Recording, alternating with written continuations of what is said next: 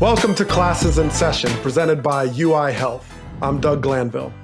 Today, we explore the meaning of legacy, and 3 guests will help us interpret it. Coming up, conversations with Olympic legend Dr. Edwin Moses and champions from the NFL and MLB in Chris Long and Cameron Maybin. How do sports define legacy? Confronted with great loss in a pandemic, we seek to understand what a life means. In sports, after a full career, athletes experience that loss through an inability to compete. Their career ends and they must consider what it all meant. What was it all for? The road trips, the isolation from family, the milestone accomplishments, the surgeries all come into focus.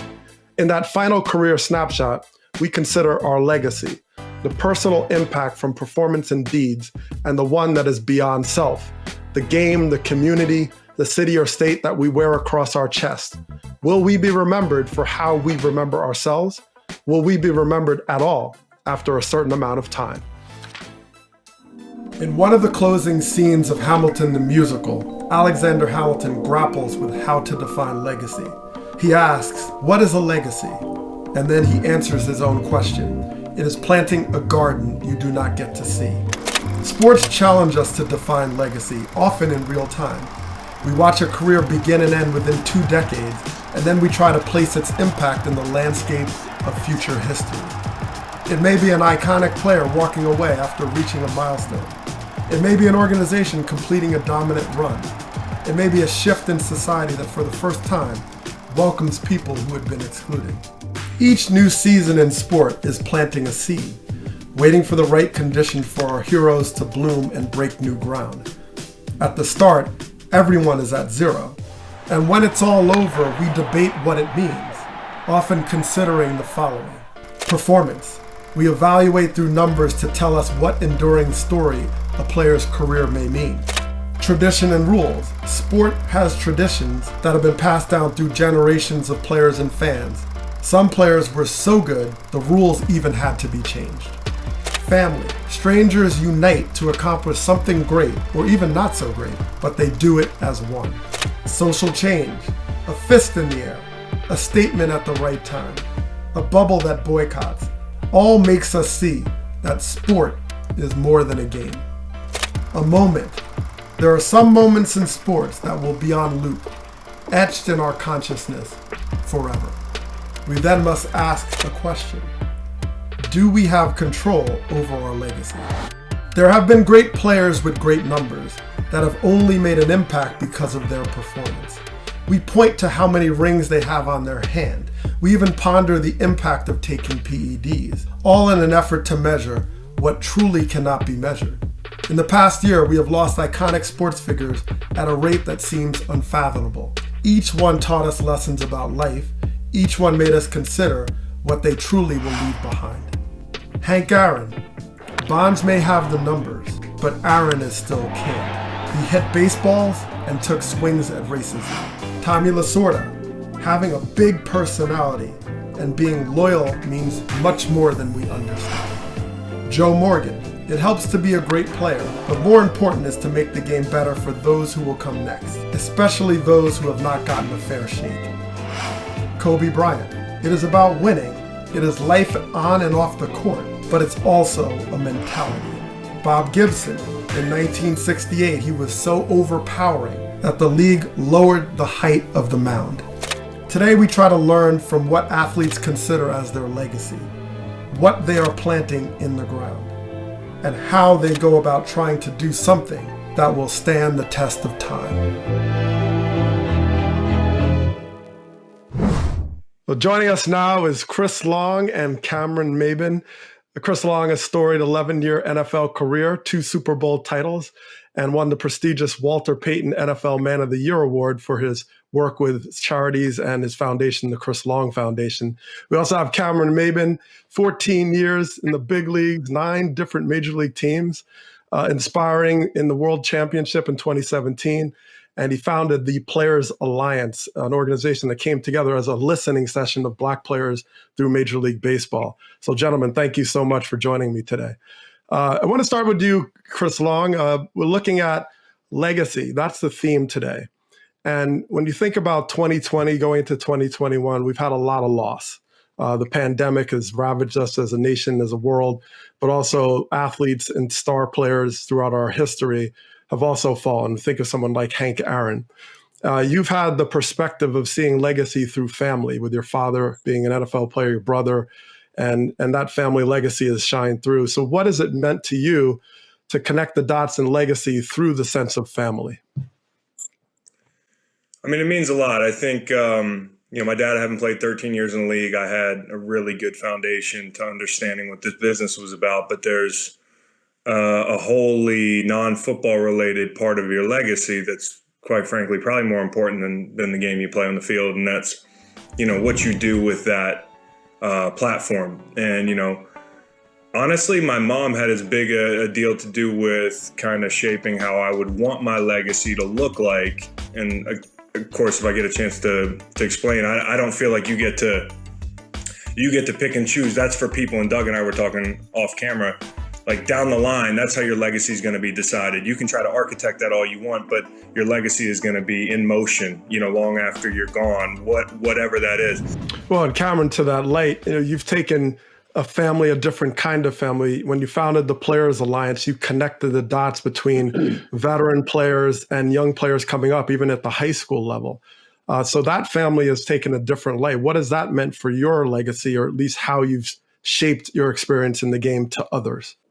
This conversation, started long before we came, with guys like you, Doug, and teammates that you had. So that's a big part of legacy. That's, carrying on what people before you worked so hard, to do, to improve the game and improve the situations that we are in. So it was no more than me feeling like, it was a part of my duty to reach out and figure out how we could use our united voices, to create a group legacy. I'm trying to create a legacy not only for myself, but for the group of Black men who are in our game now and who will continue to try to, grow our game and, as we continue to fade out and leave our mark on this game now. And Chris, in light of what Cameron just stated, one challenge around legacy, when you talk about community service and engaging, relates to the fact that sometimes identity plays a direct role in it. It's one thing if you're working in something that maybe is non-controversial on the public domain, but you have not shied away from engaging on issues around race or identity. What has inspired you to really stay the course in subject matter that sometimes is very challenging around establishing a legacy? I've always seen the world through a lens of I'd like to see equality everywhere. But until I have conversations and until I hear anecdotes about what it's really like, I don't know. And that's why football it gave me such a good perspective, and I'm continuing to learn. I think one of the biggest things is like when I retire and I go back to my community and live in my mostly white neighborhood and I'm back to being, living in a segregated world, that I stay in contact with some of the dudes that help shape my worldview, and continue to hear what they have to say and continue to speak, hopefully, my truth, the way I see things, because I can't sit by as a player when there are real issues being discussed as a league and beyond and not speak my piece. And so that's really what's guided me. And speaking about tough issues is, I have a hard time keeping my mouth shut about stuff like that. I just do. So it's that simple for me, and also it just comes from a place of being compassionate. If all you care about is yourself and people that look like you, like, what are you bringing to the world? You're living a half life. We'll be right back on Classes in Session with Doug Glanville, presented by UI Health. More with Chris Long and Cameron Maybin coming up. They'll tell us why they won't stick to sports. Also, legendary Olympian Edwin Moses explains why redemption can also build a legacy. We're back after this.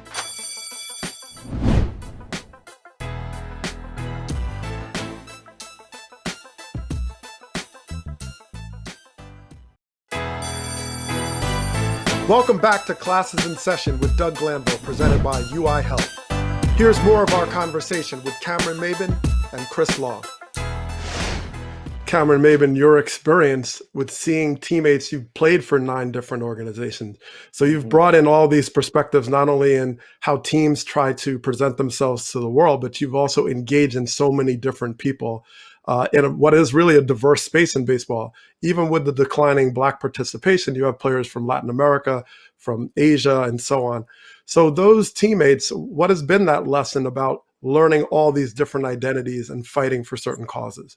I'm very blessed and thankful that I've been, the type of guy who's made somebody, comfortable enough to have uncomfortable conversations. I've always been that guy, and I think the biggest thing is being able, allowing us all to be able to have these uncomfortable conversations without, any tension, and being just more open and understanding to, how I was brought up, how you were brought up, and then let's just try to come to a common ground, like Chris said, on what's right and what's wrong. At the end of the day, we all know what's right and what's wrong.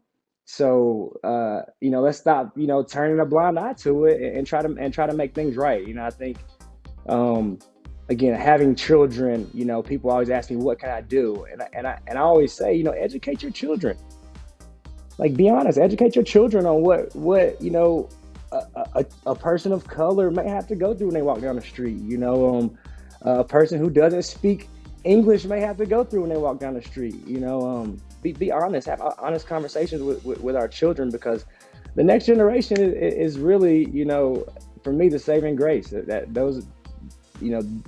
the generation that's going to impact our future. What do you think is most underestimated about the power of sports? The sense of, you hear about stick to sports and sports stay in your lane. Yeah. What have you found being one of the most underestimated aspects of sport? Colin taking a knee, the time he did that, a lot of people said, why can't you just hold a press conference after the game? Well, you and I both know, the three of us know, like, reporters are not gonna go to his locker and listen to him. I had a question from a guy this summer in the middle of all the George Floyd unrest, and I was speaking on something, and one of my white listeners in my podcast was like, yeah, I got a question though. Do you think Colin Kaepernick picked the right time to do what he did? And I said, you are asking me at 9:30 p.m. in May 2020 if Colin Kaepernick did pick the right time to send his message 4 years after the fact. The answer is in your question. We are still talking about the issues that Colin brought to the forefront because there was no running away from it. Let's turn to the leagues. You talked about opening day, where Major League Baseball had the ribbon and sort of brought together this sensibility around Black Lives Matter. What do you think about the leagues and policy and the efforts to try to right some wrongs or create some semblance of equity within the league structure itself? The first pull-up neighbor tour was all player funded, all player driven, and that was something that you had never seen in the game of baseball. So, I think it actually takes us, doing more. Especially speaking from a baseball standpoint, the players doing more, having our white teammates and players show up like they did, so huge. Clayton Kershaw's, Jay Bruce's, so many others, our Latin teammates, coming out to support. That's what the alliance is truly about. It's coming together. We need allies to make this thing go in the right direction. I think, Doug, being in baseball and being Black in baseball, it was tough to not just shut up and dribble, so to speak, because it's easy to get replaced. So I'm very grateful and fortunate that I can use my voice now and not be afraid. I've got cousins that played in the NBA, WNBA, NFL. My little cousin plays in the NFL now. He took a knee, like Chris said, and got so many death threats. It was disheartening. He went to the University of Tennessee, Jalen Reeves Maybin.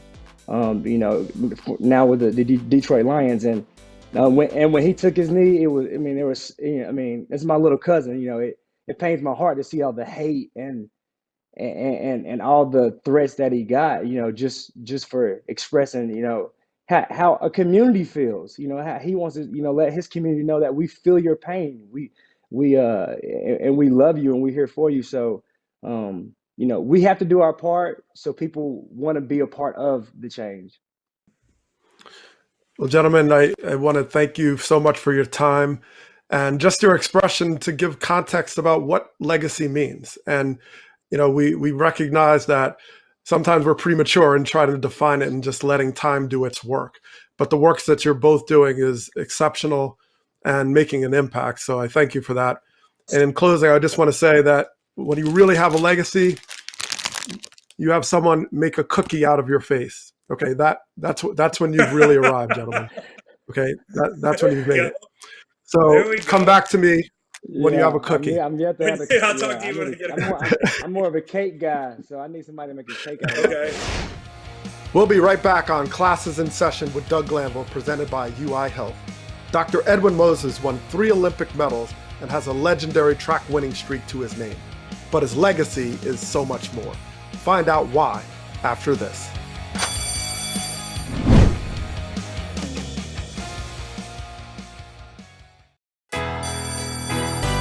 Welcome back to Classes in Session with Doug Glanville, presented by UI Health. We're joined here with Dr. Edwin Moses. Very honored to have a distinguished guest who is electric in track and field, a 3-time medalist in the Olympics, tremendous performance when you think about 107 consecutive wins in a finals competition, but also has done so much off the track. He's done so much along the lines of the United States Anti-Doping Agency, where he's advocated for change in terms of drug policy throughout sports.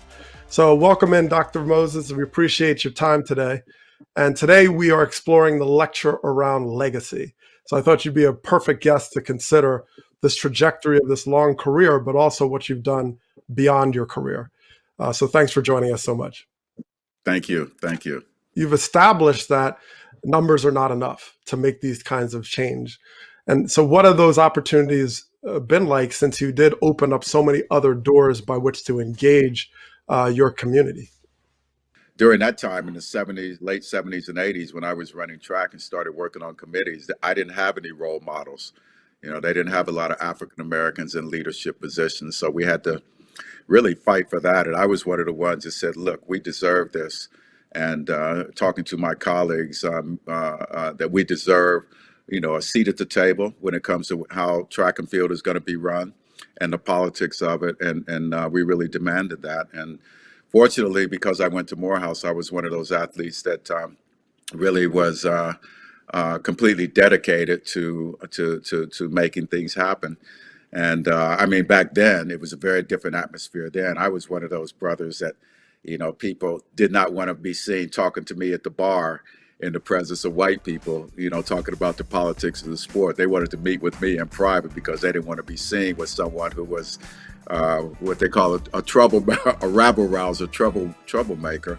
But I felt that I was in a position where things needed to change and they were going to change. And so I put myself on the line when there was not a lot to gain and much more to lose. But I really felt that I was doing the right thing. And so alongside of your effort to support athletes and give them opportunities, you were also started to get the itch to call athletes out that weren't following the rules. And even to this day, you know, working with the United States Anti-Doping Agency, what was really the spark where you got involved in trying to make sure the competitions were fair?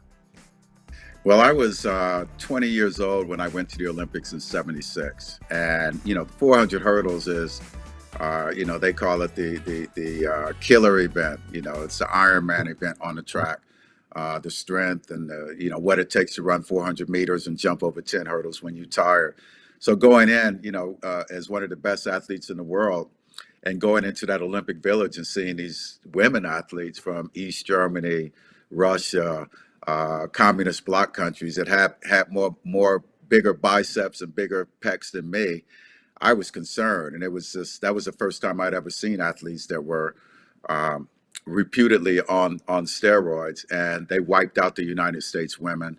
They wiped out the United States men.